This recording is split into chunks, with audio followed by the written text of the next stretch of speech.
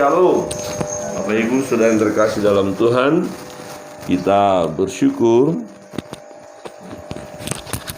oleh kemurahan Tuhan, oleh kasih Tuhan, kita boleh ada sebagaimana adanya saat ini. Ya, bukan karena kuat gagah perkasa kita ya, bukan karena kehebatan kita, tetapi karena kebaikan Tuhan. Saudara yang terkasih dalam Tuhan, pembacaan firman Tuhan ya Yeremia pasal 51. Kemarin kita melihat kebenaran firman Tuhan Yeremia pasal 50, dan di pasal 51 masih kelanjutan daripada pasal 50 kemarin, yaitu tentang hancurnya Babel. Ya, Babel tadinya bagi Allah sebagai sesuatu yang dibanggakan sebagai alat di tangan Tuhan, tetapi kemudian rupanya Babel kemudian menyombongkan diri dan melakukan perbuatan-perbuatan yang kebablasan ya istilahnya ya, dan mereka jahat, kemudian mereka akan dihukum juga akhirnya ya. Di dalam ayat berikut dikatakan di dalam ayat 7, Babel tadinya seperti piala emas di tangan Tuhan. Ya, Babel tadinya seperti piala emas di tangan Tuhan yang memabukkan seluruh bumi. Bangsa-bangsa minum dari anggurnya. Itulah sebabnya bangsa-bangsa menjadi gila. Tiba-tiba Babel jatuh dan pecah. Ratapilah dia. Ambillah balsam untuk lukanya, mungkin ia menjadi sembuh. Kami tadinya mau menyembuhkan Babel, tetapi ia tidak dapat disembuhkan. Tinggalkanlah dia, marilah kita pulang masing-masing ke negerinya. Sungguh penghukumannya sudah sampai ke langit, sudah menjangkau awan-awan. Tuhan telah membuat segala kebenaran kita menjadi nyata. Marilah kita ceritakan di Sion perbuatan Tuhan Allah kita. Jadi umat pilihan Allah, Israel dan Yehuda ya yang ada di pembuangan ya berkata, kita kembali ke Sion karena Babel hancur, akan segera hancur. Ya, Babel akan hancur, dan Tuhan katakan lari kepada umat ini, tinggalkan Babel, tinggalkan kota itu, tinggalkan negeri itu yang di sana tadinya banyak orang menikmati berkat-berkat ya, kemakmuran, tetapi akhirnya Babel hancur. Dan siapa yang menghancurkan? Ya, tentu Tuhan. Dan ketika Tuhan melakukan itu, ya atas keadilan Tuhan, atas kebijaksanaan Tuhan. Ya, saudara yang terkasih dalam Tuhan, di ayat 15 berkata begini, Tuhanlah yang menjadikan bumi dengan kekuatannya, yang menegakkan dunia dengan kebijaksanaannya, dan yang membentangkan langit dengan akal budinya. Apabila ia memperdengarkan suaranya, menderulah bunyi air di langit. Ia menaikkan kabut awan dari ujung bumi. Ia membuat kilat serta dengan hujan, dan mengeluarkan angin dari perbendaharanya. Setiap manusia ternyata bodoh, tidak berpengetahuan, dan setiap pandai emas akan menjadi malu karena patung buatannya. Sebab patung tuangannya itu adalah tipu, tidak ada nyawa di dalamnya. Semuanya adalah kesia-siaan, pekerjaan yang menjadi buah ejekan dan yang akan binasa pada waktu dihukum. Jadi semua akan masuk dalam penghukuman. Hal ini menunjukkan bahwa manusia yang penuh dengan keterbatasan, ya jangan sampai menyombongkan diri, jangan sampai menganggap diri hebat kemudian melupakan Tuhan.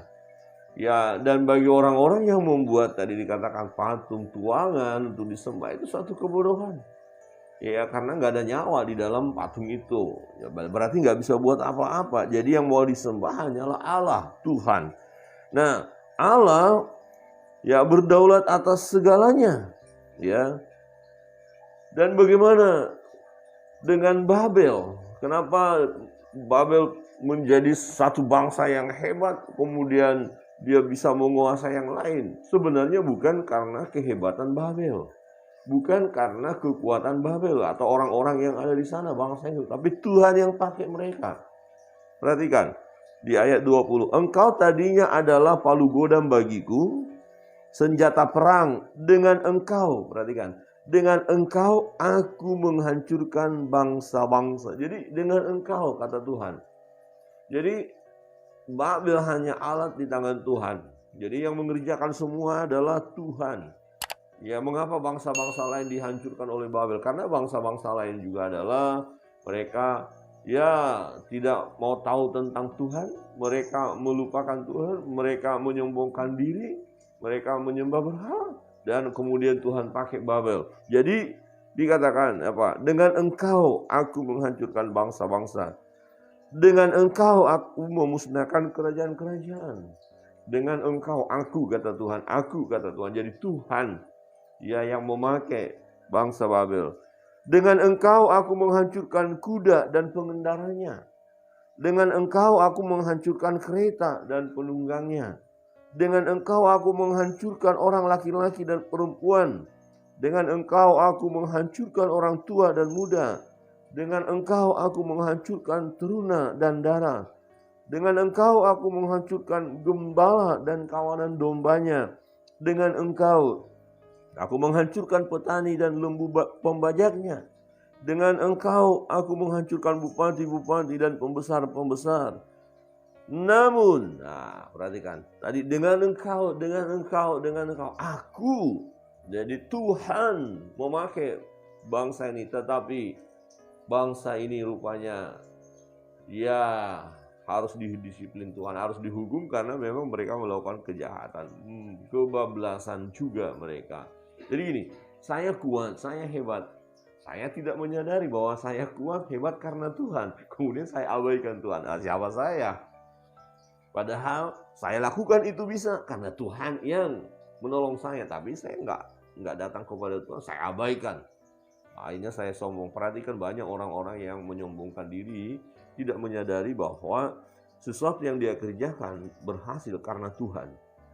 Jadi saudara yang terkasih dalam Tuhan, jika saudara berhasil, yaitu bukan karena kehebatan saudara. Nah, kalau kita merasa kehebatan kita akan sombong. Nah, kesombongan inilah yang akan Allah selesaikan. Selesai.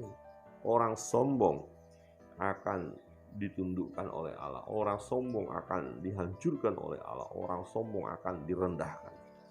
Saudara, dengan engkau, kata Tuhan. Jadi Tuhan mau menyatakan, kamu tuh hebat, kamu tuh luar biasa. Tapi yang membuat kamu hebat, luar biasa, aku loh.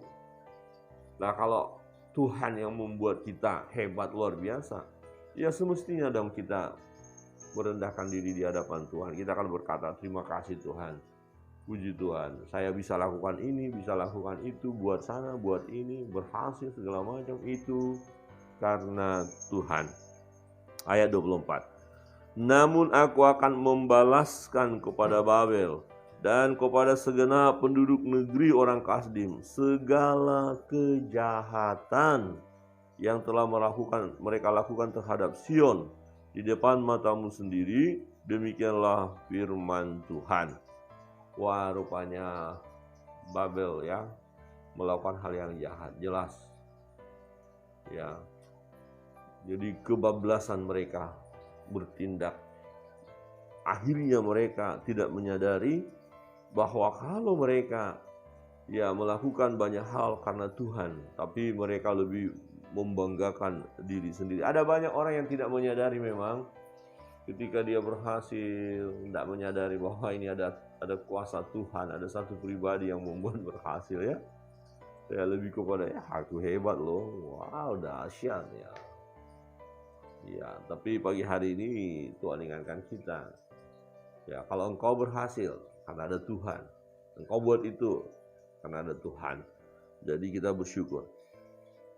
Sungguh aku menjadi lawanmu. Ayat 25. Hai gunung pemusnah, demikianlah firman Tuhan, yang memusnahkan seluruh bumi. Aku akan mengacungkan tanganku kepadamu, menggulingkan engkau dari bukit batu dan membuat engkau menjadi gunung api yang telah padam. Orang tidak akan mengambil batu penjuru atau batu dasar daripadamu, tetapi engkau akan menjadi tempat tandus yang kekal. Demikianlah firman Tuhan. Jadi Babel hancur, habis, penduduknya habis, dan bangsa-bangsa yang lain yang ada di sana yang mencari nafkah, yang hidup di sana lari kucar-kacir.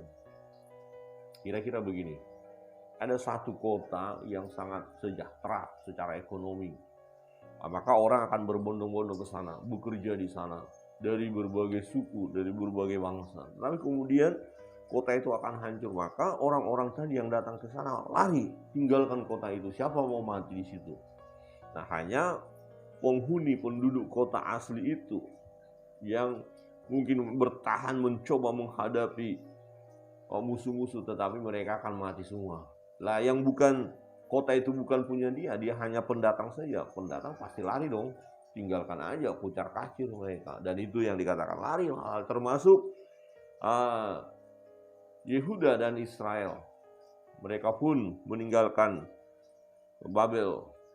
Ya, mereka meninggalkan Babel. Kemudian dikatakan, ya, ayo ke Sion, ayo kembali ke Yerusalem. Tetapi setelah genap nanti waktunya, ya, 70 tahun dalam masa pembuangan, mereka akan kembali. Waktu kembali mereka pun adalah atas seizin daripada Raja Persia. Karena nanti Persia, ya, nanti saudara baca ayat-ayat berikut ada dikatakan Tuhan menggerakkan media Persia, ya, yang kumpulan banyak sekali orang. Kalau hanya satu bangsa saja mungkin belum bisa tertaklukkan Babel karena begitu hebat. Tapi ada bangsa-bangsa di sekitarnya yang menjadi musuh bebuyutan daripada Babel, bergabung dengan media Persia dan kemudian menghancurkan Babel. Saudara yang terkasih dalam Tuhan, tetapi sekalipun Babel hancur, memang media Persia yang menghancurkan, tapi media Persia juga sama. Ini hanya alat di tangan Tuhan. Jadi Tuhan sebenarnya yang menghancurkan Babel. Tuhanlah yang memberi penghukuman. Perhatikan ayat 29.